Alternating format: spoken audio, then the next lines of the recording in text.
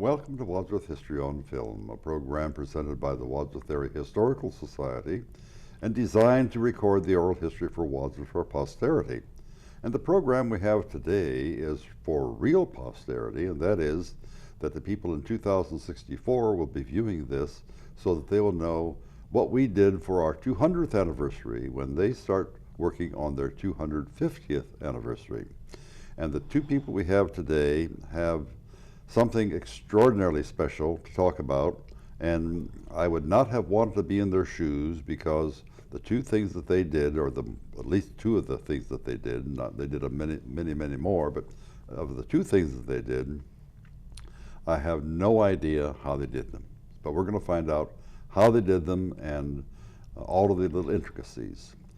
I'm Caesar Carino, your host, and our guests today are Fran Hammerly, right over here, and then we have Nancy Houck, and we're going to spell both names because one of the things that people will do is spell it wrong. So it's H-A-M-M-E-R-L-Y.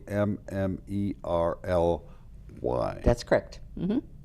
And Houck is H-A-U. Wrong? No, H-O. H-O-U. C-K. C-K. H-O-U-C-K. See, even I learned something today myself about that. Both these ladies are friends of mine, and I know that anything that they touch turns to gold.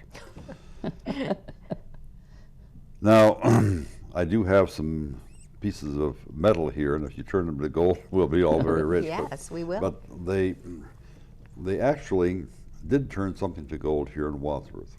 And I'm going to explain why I'm saying that. First and foremost, Wadsworth is rather a folksy community, isn't it? Wouldn't you say it's a folksy community? Everyone is pretty close-knit and so forth, and it doesn't bother us at all to visit people with our jeans on or slacks on or whatever kind of clothing we have. We're very informal about that. Yet, we had formal teas. Yes, we did. Formal teas, and I'm going to make a confession about those teas in a couple of seconds.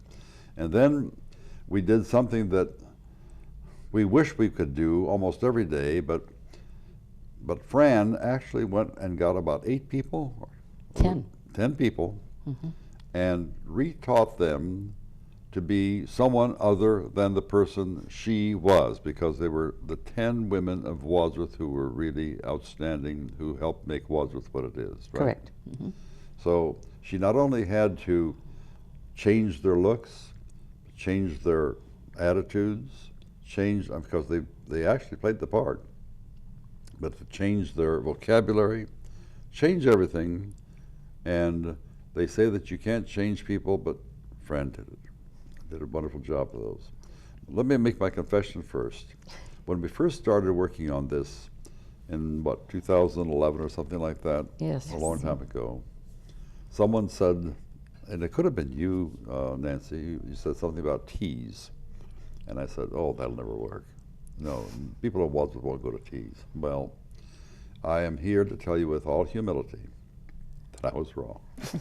And I was really, really, really wrong, because you couldn't get into the teas. That's right. Now, when I say you cannot get into the teas, let me tell you how accurate that is. I was General Elijah Wadsworth with uniform, and I was permitted to go anywhere I wanted to go. The only places that I was not able to get into physically were the teas. So they were a hit. They were a hit. Yes. They were a hit. They were a hit. So I was wrong, and I'm sorry. Well, thank you. So people, in 2064, if Nancy Houck is still there, she's going to talk about the teas. You just never know. I got to keep on that treadmill, Right. don't I? Right. And if she's not there, and if somebody takes her place and says, we're going to have teas, listen to her, because they do work. Yes, they do. How about telling us a little bit about the teas first, and then how we work these women to portray the wonderful, wonderful women of Wadsworth and so forth. We'll start with you, Nancy. Okay, so you want me to tell about the teas and how we started? First of all, we had a vision. You know, as you well know, there was a Bicentennial committee, and everyone kind of brainstormed ideas, and of course the teas came up. And I said yes, and so started the teas. And so I personally had a vision, and what I wanted to do was to share with the community of Wadsworth not only a historical perspective, but something that was present day. So we chose homes. I went about asking the wonderful people of Wadsworth if they would consider having a tea in their home. And of course, they said yes. And we picked homes that had some historical value. And then with each tea, then we had a presentation.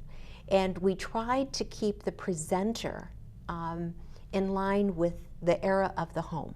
For instance, at Dee and David Stewart's home, we had Abe and Mary Todd Lincoln. Tell us who the Stewarts were. David and Dee Stewart on Highland Avenue, on the corner of Highland and Boyer. And Boyer. Yes. And their home really did not facilitate the number of people at the tea, so we had a tent. And people were allowed to tour the home and come down and have tea. The other thing that we did with all of the teas is that we tried to think of all the things that we would like to have as far as a tea. So we really tried to check each little box as far as the detail is concerned. We, for instance, if you went to the restroom, you could wipe your hands on a Bicentennial napkin. Well, that was good. And then at each place was the home, a historical perspective on the home itself, the presenter's name, and then, of course, the menu for the day. The menu for the day. They had something to eat at every one of them there. That is correct. That is correct. Now, Nancy, how on earth did you get yourself involved with something which was typically historic Wadsworth when you're not from Wadsworth? Tell us a little bit about yourself. Okay. Well, I'm originally from Canton, Ohio. That's not too far away. No, it's not. I didn't go very far. I think it's about 38 miles that I went. Married a Barberton boy. A Barberton boy. Married a Barberton boy. Got closer. And got a little closer, and then moved to Wadsworth. And for which we're grateful. yes, well, thank you. Raised 4 children here. Really? And how old are they? Oh, we're not going to talk about age. However, they're all watching. I didn't ask your age. I want to know their ages. Because they will be watching this. Your kids will be watching this in 2064. They are Wadsworth graduates. I have twin daughters who graduated in 1985.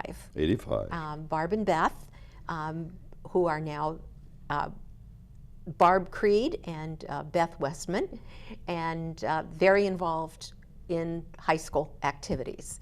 Both of them went off to college, Northwestern and Bowling Green, and then have a son, our son Jim, who now lives in Colorado. He is an 88 graduate and went to Akron U, and now is a firefighter paramedic in Fort Collins, Colorado. Oh, really? And what is interesting about Jim is that Jim has a cadaver dog and a search and rescue dog.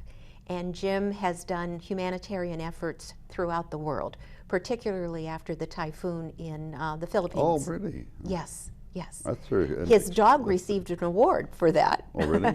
Yes, I went to see my granddog get an award. Yes. And then I have a daughter, Amy, who lives in Columbus.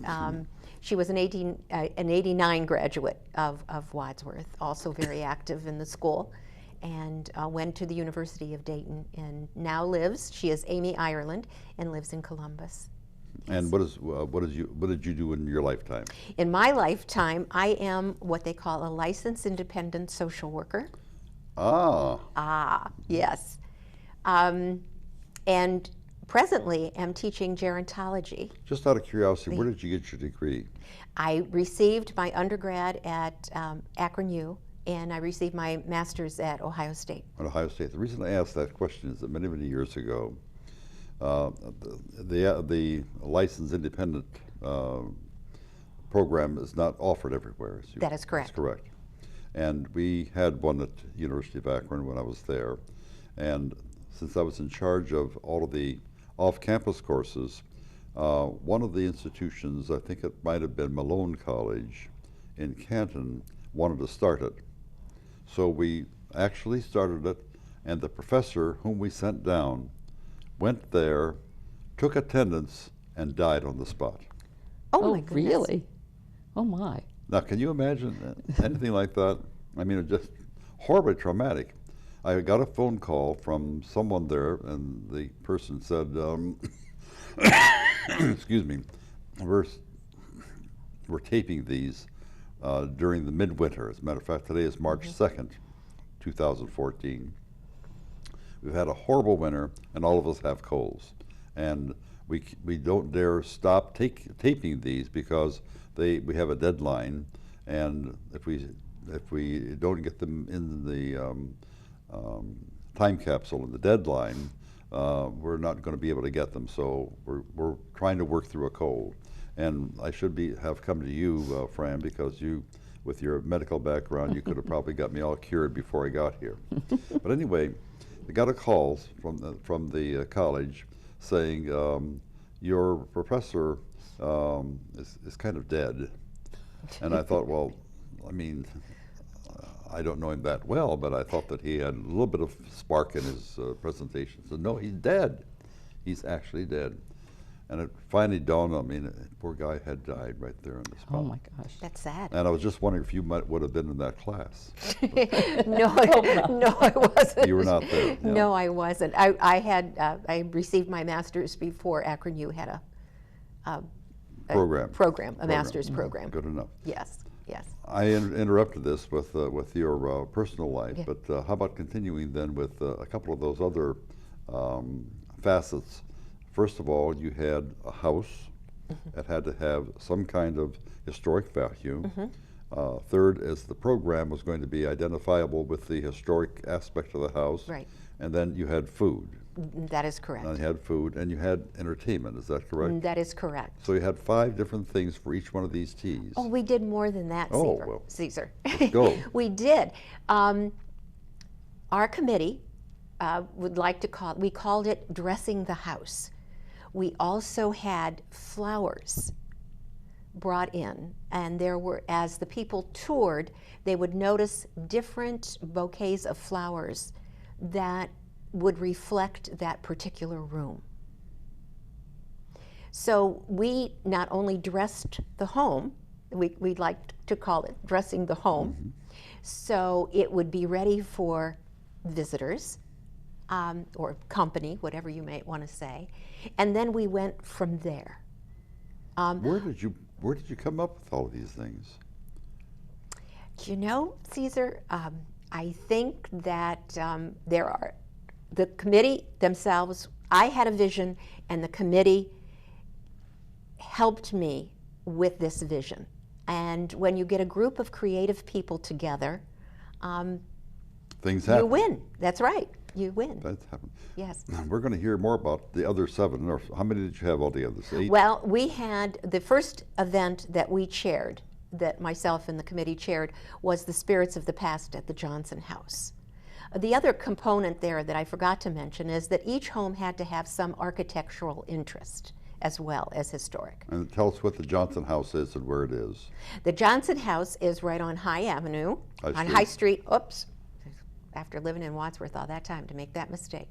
On High Street, and I think it's a gem in the community.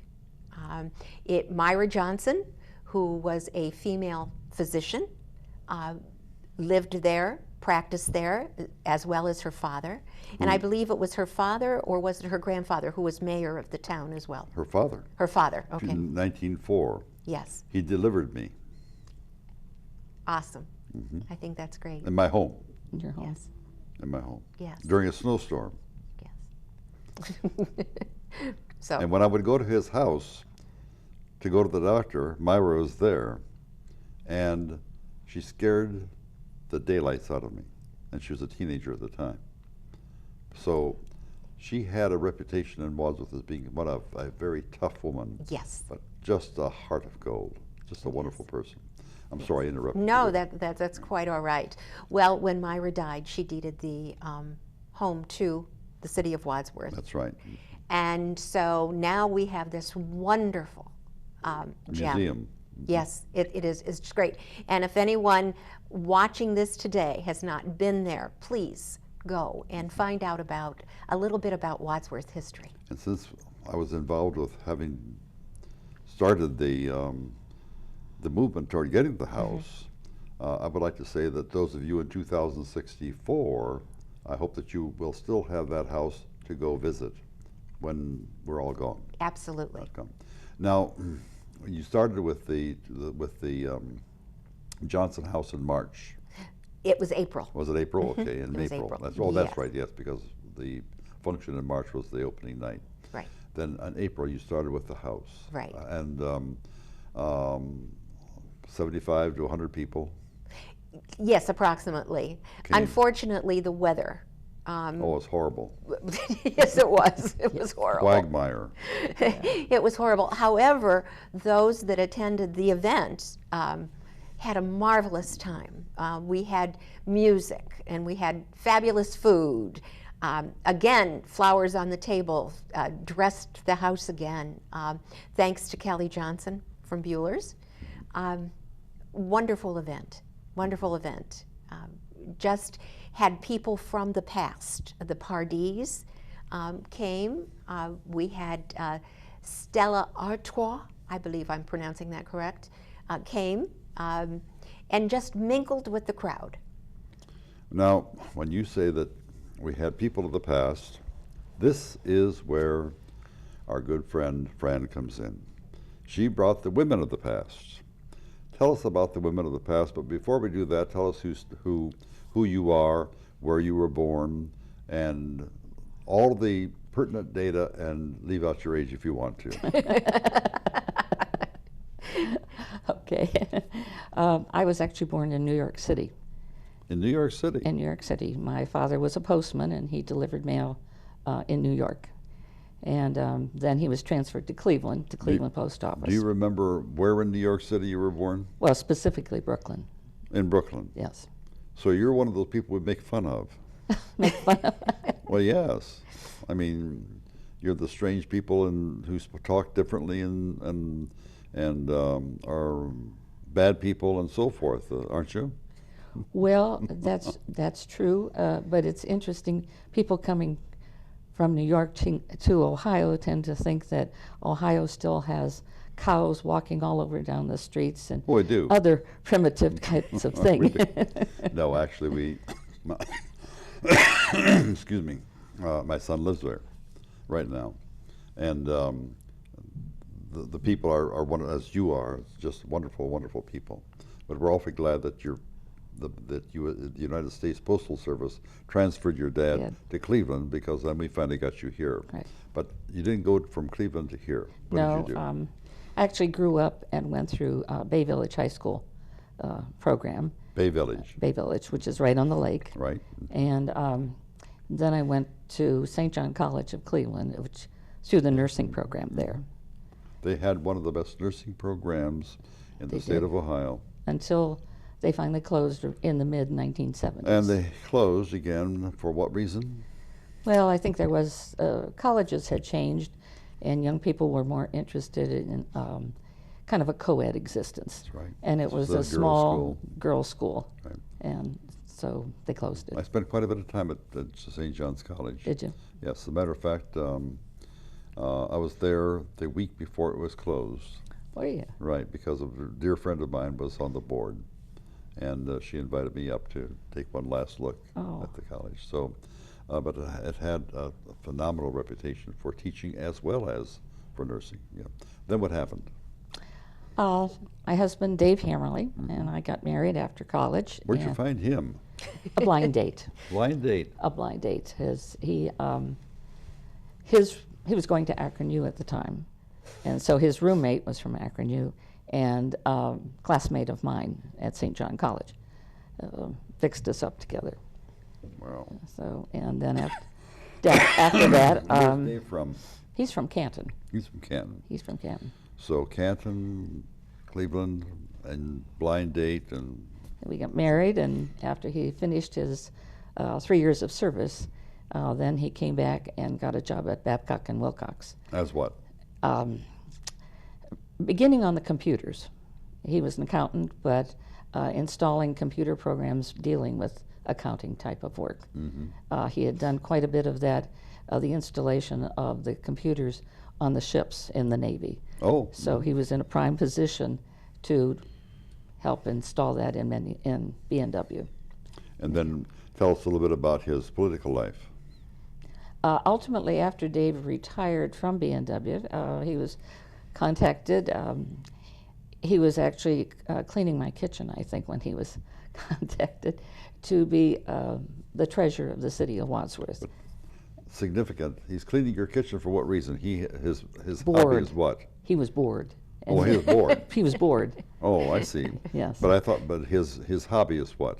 Well, his hobby is cooking, and Cooking. he is a chef. But at the time, he wasn't into that yet. He was just downright bored. He's a tremendous chef. Yes. Do you ever have to cook anymore? Yes, we kind of share the kitchen You duties. kind of share the kitchen. Children? We have 3 sons. Our oldest, Mark, he's 42, and he lives in the Cincinnati area with his wife, Mindy, and their daughter, Annabelle, and their soon-to-be next daughter, Abigail. She will be born in about a month. And then the second son is Eric, and he lives up in outside of Detroit.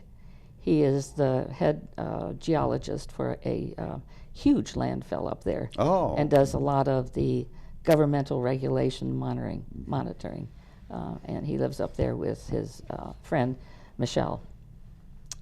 And then our youngest son is Mike, and he's living in Lexington, Kentucky with his soon-to-be wife. Her name is Stacy, and they have 2 children, Michaela and Isaac. And he's a golf course superintendent. Wow, wow! You have all kinds of people Yeah. living all over the place. You can, Yes. you can vacation just about anywhere and, Right. and stay free of charge. Well, That's wonderful. yes. And a little bit about your professional background. Okay. Well, after I graduated, of course, I got my BSN from St. John College and got my RN from the state of Ohio. So for many years, as Dave was traveling with the military, I would work at various hospitals in different nursing positions. Probably the one that was the most significant was for the past 20 years, I was a nurse faculty member at Stark State College in Canton, Ohio. And prior to getting that job, I completed my master's degree from Wright State University, because in order to teach nursing, you need to have a master's degree. Yeah. That's correct. Well, now, how did you get involved with this tremendously good idea about picking out women who helped make Wadsworth? Well, I've always had an idea that if I didn't go into nursing, I would have liked to have taught history. But nursing came first. And so it's always been in the background of something I enjoy. And when the whole idea of the Bicentennial came up, I got some books and read on it, and I thought, there's very little information about the women here. That's right. There may be a line, and that's it. So I brought it to the committee, again, the same Bicentennial Events Committee, and they seemed to approve the idea. So from there, I needed to develop a committee to work with me, because you really need to draw on all your resources to do this. Right. And the 2 people that started out were members of the Wadsworth Historical Society, was Arlene Steinkirchner and Bev Wincoop. And you probably, I know you recognize those Oh, I names. know them both very well. But they were both very good resources, and they knew other people in the community. And together we sat down and said, okay, we identified the women we wanted to represent, and then we looked for women in the community that we knew that would fit that. And then we individually, we would talk with those women and explain what we wanted. And we wanted them to take on the role of a certain person in the past. We would help them with clothes to be as historically accurate as we could be. And they also, but whatever they said had to be historically accurate. Accurate, right. So they needed to do more research than what we currently had. We had some good information that we had gotten, some firsthand accounts of various people, but they still needed to do the other research. And then the other person that was extremely helpful was Martha Hassenjager, as she is an excellent seamstress, as well as she has a very good historical perspective and good historical patterns. So you could take almost any time period and find a pattern to make something to go with it. So she helped us fix hats or change suits or make scarves, aprons, different things that would add to the authenticity of the clothes. So I think as we were going through that and people were developing their talks, and I think the one that really was most significant was Gwen Rivers. She started out, she did a talk on Mrs. Lucy Luther Lee, and I think she just developed that persona, and as the other women heard her talk, it was like they knew they needed to come up with that persona for their individual person. Could you tell us why Gwen Rivers was significant? I think she was one of the first people that gave the talk. This was during our just meeting time, and she became so historically accurate and meaningful that that's what came across.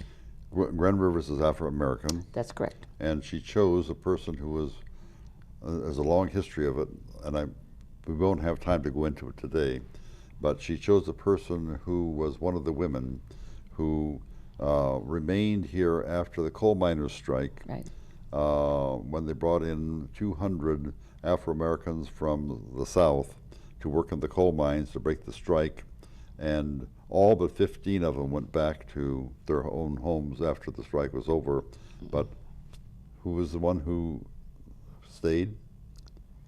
Mrs. Luther Lucy Lee. Mrs. Luther Lucy Lee. Correct. Right. And Auntie Lee. right. Auntie Lee, that's what they That's her called name her. is.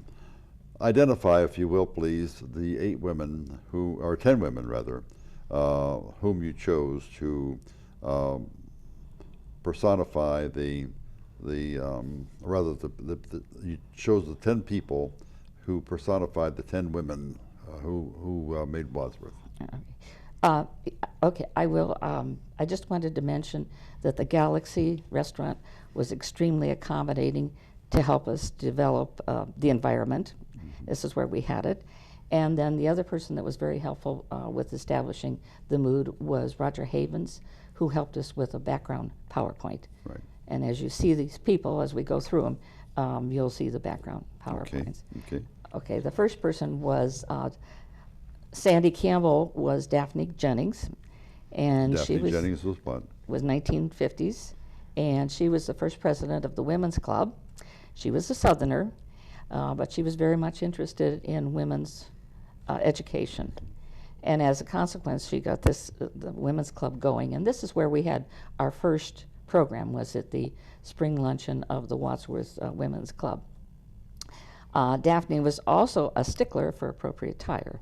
And you would notice with Sandy Campbell, who was her person, that she had a hat, she had pearls on. You don't notice it, but she had nylons with seams.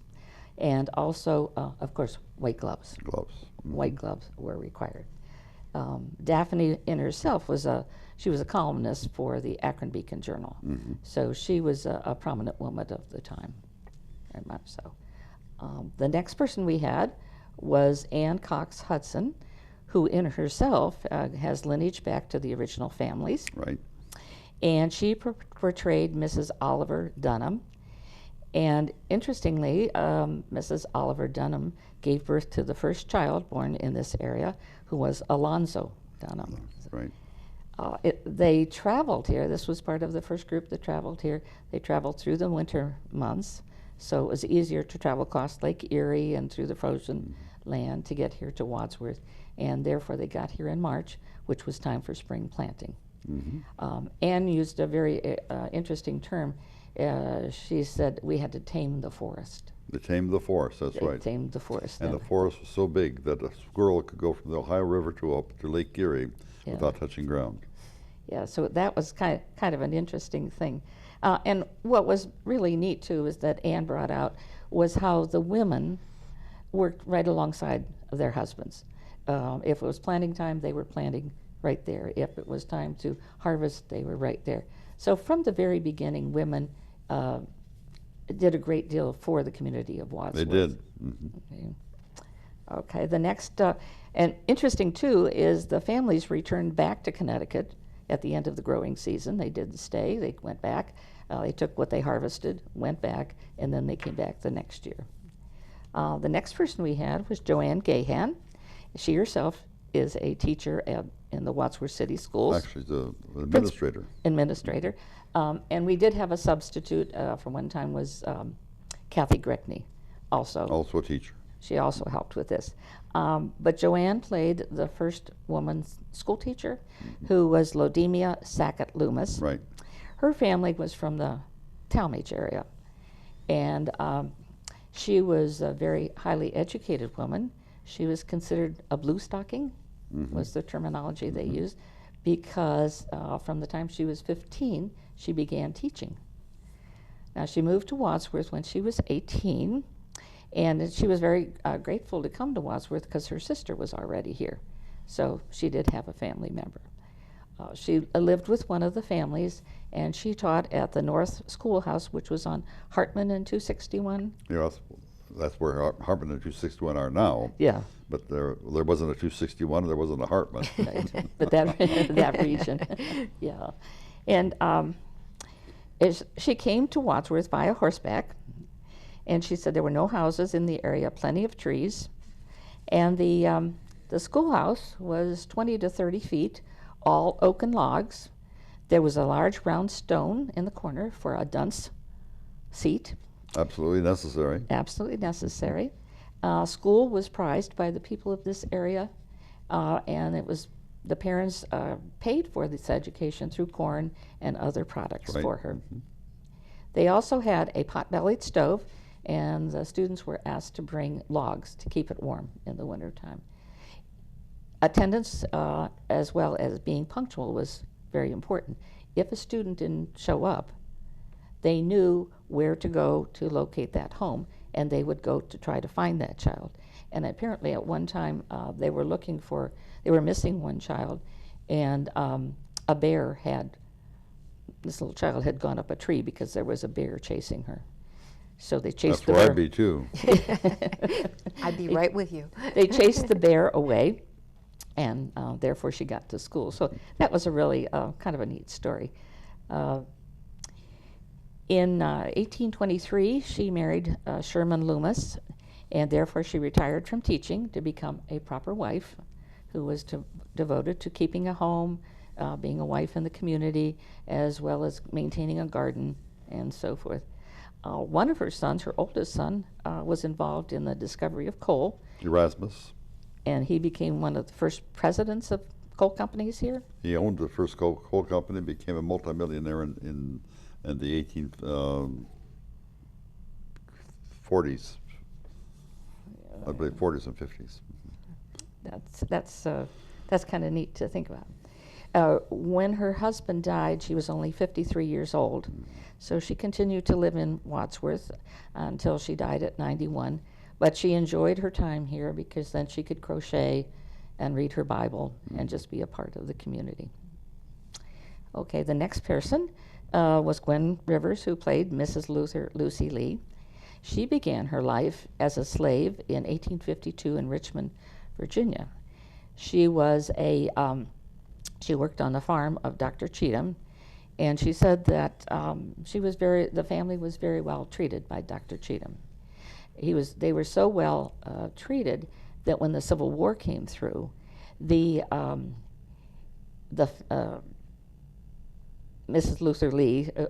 Lucy Lee, they protected all of the children as well as all of the money, so that no one took the money or injured any of the children during that time. When the opportunity came to come to Wadsworth, they talked about the streets were running with gold. Right. At the time. So approximately in 1876, 200 came. This is what you were saying before. 200 African Americans came to work the coal mines, but they didn't realize they were coming as strike breakers. Apparently, it was a very difficult and violent time. The African Americans were housed behind a stockade, but it didn't seem to stop people from throwing objects over the walls, stones, and so forth. And going Actually had to after bring this, the militia in. that's correct. Right, they bring the Ohio militia in to stop the strike. Life was actually more difficult here than it was in Virginia. So only, what did you say, only 15 stayed 15 people stayed. out of the 200 who came. And Mrs. Luther Lee was one of them. She married, and her husband, who was Luther Lee, later worked for the City of Wadsworth. They had a daughter who was He worked Harriet for the City Howard. of Wadsworth. He was a garbage collector. Was he? Okay. Their daughter was Harriet Howard, and their son and 7 grandchildren and 4 great-grandchildren. And she said, I have been through many trying times, but all things are possible with God.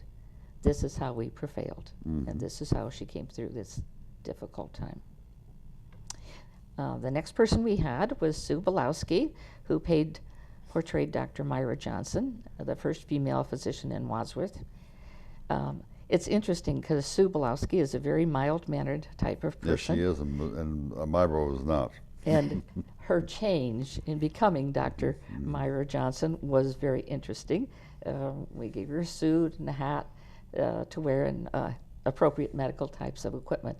But Sue, who is very theatrical, developed some of the persona. She did a beautiful job. Yes, yes, she did, and it was fun.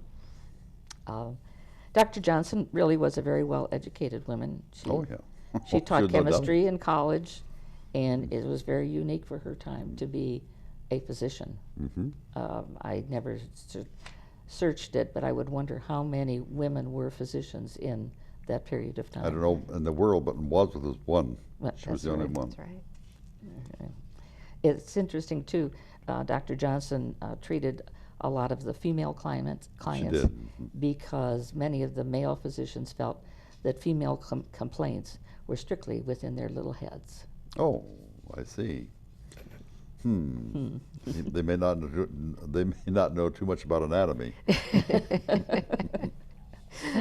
Okay, Thelma Johnson was the next one, and she portrayed Ella M. Everhard, who founded the City Library in 1925. Her personal donation of $17,000 helped to buy the home where the current library right. exists. And of course, our library has developed tremendously Oh, mercy, over the yes. years. Yes. It is said that Ella Everhard's spirit resides in the basement of the library. Well, that's possible. That's what. Okay, the next one was Nellie Harder, who was portrayed by Diane Batico in the Community. And Nellie had great dreams of being a journalist for a large metropolitan newspaper and becoming famous for that reason. She did become famous, but she never achieved the dream of working for a famous newspaper. She worked for the Wadsworth newspaper, and first as a journalist, and ultimately she helped edit the newspaper and ultimately owned the newspaper. On the newspaper. Owned the newspaper. She also owned a bank here in Wadsworth. Oh, she was on the trustee of the bank. Trustees, okay. What is significant too First about trustee, first female trustee in the bank. First female trustee? Okay. Nellie ran a very successful campaign by lobbying through the newspaper that for postage-free mailing for the military that are serving overseas. And for doing this, she received a commendation from the President of the United States. President Roosevelt. President This Roosevelt. was World War II. All the soldier had to do was put free where you put a stamp, and it went free. So she did achieve national prominence She did. as a consequence of doing this and what she did. Linda Peoples. Linda just recently retired as the head of nursing at Wadsworth Rittman Hospital. So we asked her to present Flossie Overholt, who was first nurse of the original hospital. The hospital came, the Ohio Match didn't have a need for the stables that they had been using, and they gifted them to the city for the purpose of a hospital, as long as the hospital provided for people with means as well as for the poor. Right. There was a donation of $8,000 in which they then changed the stables into ultimately what was 3-level building, the very first hospital. Flossie became the first nurse superintendent. She was a Wadsworth High School graduate who went to St. Luke's in Cleveland so that she could be an RN, or real nurse of her time. She was hired along with one other nurse to, there were 2 nurses working at the hospital. They each worked half a day, 12-hour shifts. They were on call the other half of the day. And it was a requirement that they would be of good moral character. Of good moral character, Yes. right. Medicine of the time, and going into this time, was often based on herbs and remedies. A lot of the Indians in the neighborhood, the community, helped with medicine. There was bloodletting. They used isolation for illness. There were operations. Doctors often rode over 20 miles just to see a patient in their home and deliver babies, too. And deliver babies. Fresh air, light, and good food were the criterion for the health care. Nurses were always required to attend to the gardens when they were off duty, and they would can food for the patients.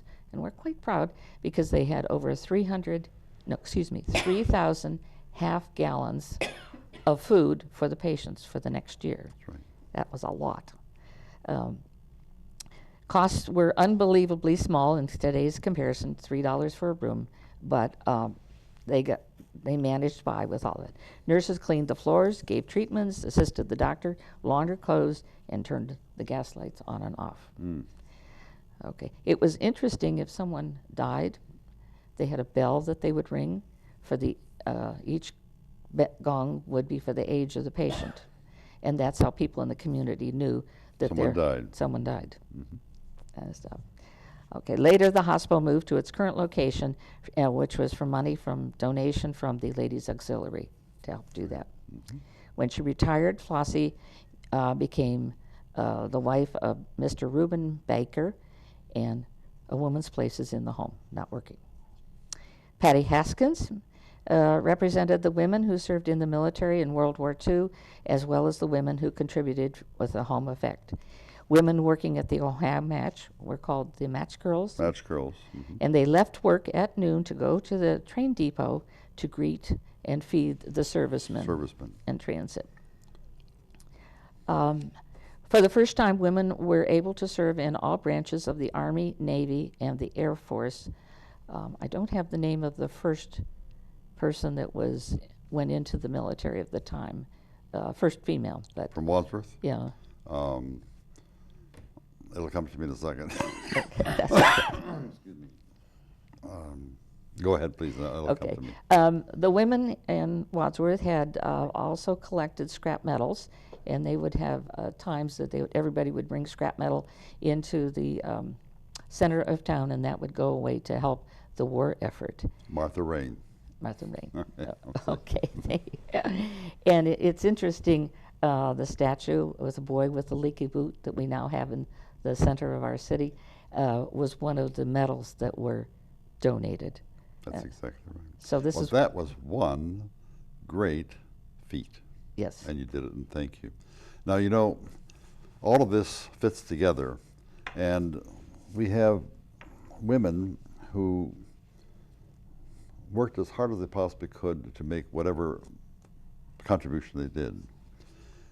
So Wadsworth is a working place, but then we have someone like Nancy Howe comes along and says, well, maybe there's something nicer than having to work all the time, so we have the teas. And you gave us one of them, and that was the Sondal's house on Highland Avenue. That's the stepped gardens in the back, right. How about giving us the other ones? You have 6 more. Oh boy, yes. Well, the very first tea was in May, and it was at the home of the Day family. The which? The Day family. Michael Day Michael family. And Janet. Tell us where they live. And they live on, I always get this, Woodland Avenue, but it's back inside. It's Far Avenue off of Woodland. And from that, it is kind of interesting. You know, you're trying to put together this tea, and we're trying to dot all our I's. And Marla Bianco had planned to be the presenter, because with the women she had presented previously a historic view of the Wadsworth homes to another association. I can't even think of the name. Art and History. The Art and History, right.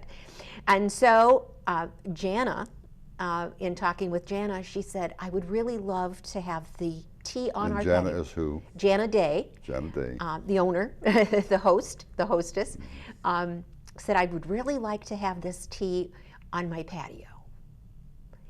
And I said, well, I think that would be great if the weather permits. And then presented a dilemma. And the dilemma was, how does Marla Bianco present a PowerPoint presentation without electricity or without anyone stumbling over some cords? Mm-hmm. So what came of that was a book, The Historic Homes of Wadsworth, That Marla wrote. that Marla put together with slides that she had done previously. And again, Tom Stugmeyer helped with that. So each person who attended that particular tea received this book, which I think is very I need to valuable. correct something. I'm sorry. The house is not on Far, it's Falk. Falk. Okay, it's Falk. Okay. No, I think is it. Yes. No, it is Far. Oh, well. Well, it's way back off in. Yes, it's Yes. back It's a beautiful, inside. huge Oh, home. beautiful home. Again, It was the Bill you know, Keane home. a beautiful home that has a lot of architectural interest and a lot of curiosity. It was interesting when a person would purchase a ticket.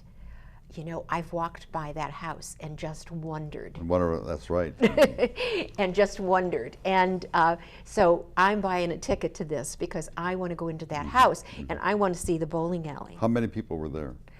You know, Caesar, my mind, I would say that particular tea we had close to 175. 175. Wow. Yes, individuals, yes.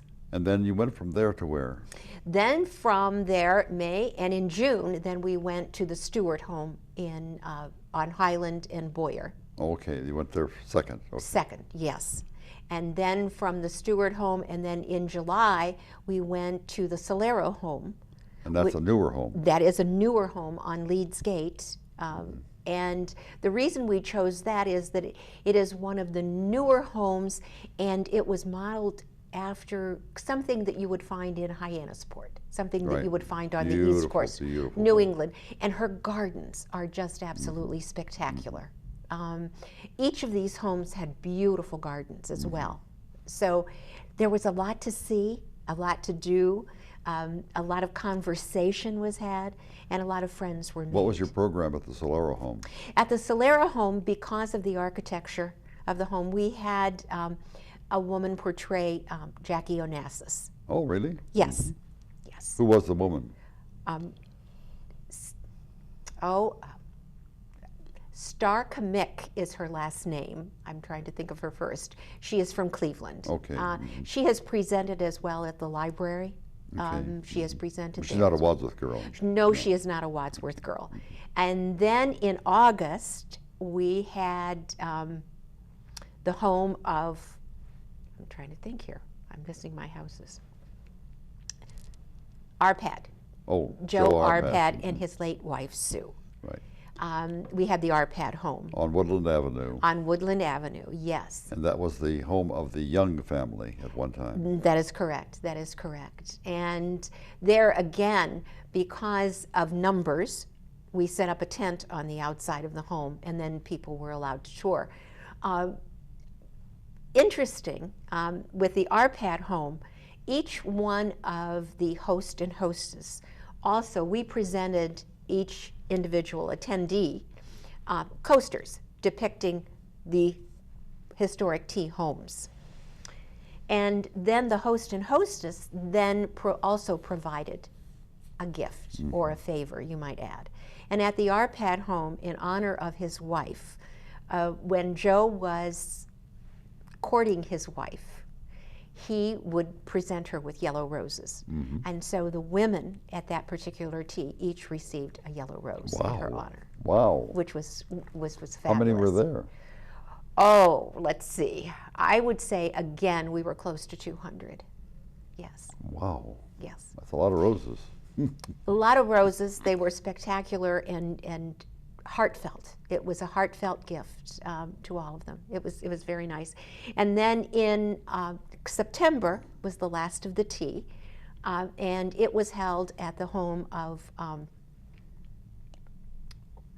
okay, I'm thinking of Stitzel, Mary Lee and Williams at the Gail Williams. Excuse me.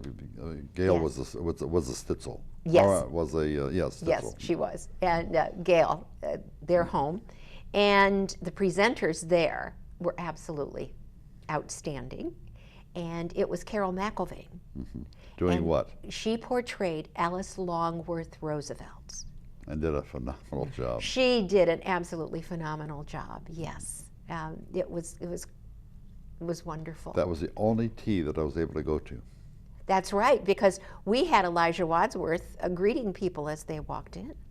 Yes. That was the only tea that I was able to attend Yes. because the rest of them Yes. were so crowded. And I was supposed to go to all of them, Okay. but I couldn't get to them. So. Yes, we had. Well, they have, increase. I can't believe the amount of work that had to go into both of these. I mean, you had to rehearse with yours. You had to, well, you said make the new house over. Or what was that? Well, we dressed the home. We dressed the home. Yes. I mean, did you go dress it yourself? No, Kelly Johnson did that, but I was a participant. Let's put it that way. Each home, at the first tea at Jana and Michael Day's home, the food was served on trays that I am sure that are in the basement or stored somewhere, the glass luncheon plates. So all of them, they had their food on those trays for the first And they all one. looked the same way? They were all the same, all the same. The subsequent homes, then we had a myriad of different teacups and plates and such. It was just great. We have a few minutes left here, but we want to, certainly won't have enough time to go into all the details. But what were some of the things that you had to do, Nancy, to get these things started? I mean, do you call up someone and said, I'm going to have a tea at your house? I wish it was that easy. Well, that's what I mean. wish it was that easy. No, what I did was I drove around Wadsworth, and I started talking to people and saying, you know, we would like to have these historic teas. And I would either be given a name or an idea of a home. And so I called them. I contacted them and asked them if they would be willing to open up their home. I only had one that said no. Really? That's right. You didn't call our home because we would have said no right off the bat. You know, really, Caesar, and I can understand that, because there's this issue of, oh my goodness, this group of women are going to come in and take over my kitchen, take over my home, and then all these other people that I don't know are going to come in. That is frightening. It's really yeah. frightening. So we also had to alleviate some fears along the way. And how did you do and that? Concerns. Just by letting them be a participant in what was happening. allowing them to have a voice. Of course, with your personality, Nancy, you can make people do anything. Oh, well, thank you. Tell my children that. Seriously, you know, allowing a person to have a voice. How about in your case? Did you have to rehearse with these women? Oh, definitely. We started from, it was almost a year in advance. A year, really? Uh-huh. As we would start gathering the people together, and those that agreed, we would meet. It was approximately 1 or 2 months apart that we would meet and discuss things and then bring in the different parts of the group. We actually, as a group, were not able to get together entirely until actually the first performance. But we had a lot of practices in order to put it on. Well, you gave the 2 performances, though, didn't you? Correct. You gave one at the Women's Club, and Right. then you gave one for The Wadsworth the Wadsworth Historical Society. Correct. Yeah. I think if I had, it was perfect for us. It was in tune with the Wadsworth, the Women's Club. But I think if I were to do it again, I would want to go even into a bigger venue so that other people in the community would feel Would more know. free to come. So that would be a statement that you would be making to the people in 2064, get a bigger venue because that Right. is extremely popular. Correct. That was, as a matter of fact, people are still talking about it.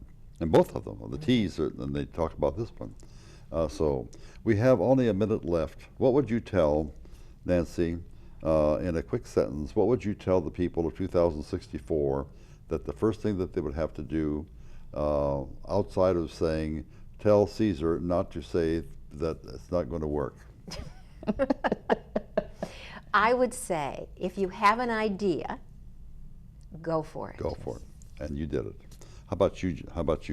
I think that's the same thing. If you have an idea, go for it and start gathering your resources. That's right. You have good people in the community that you can draw from.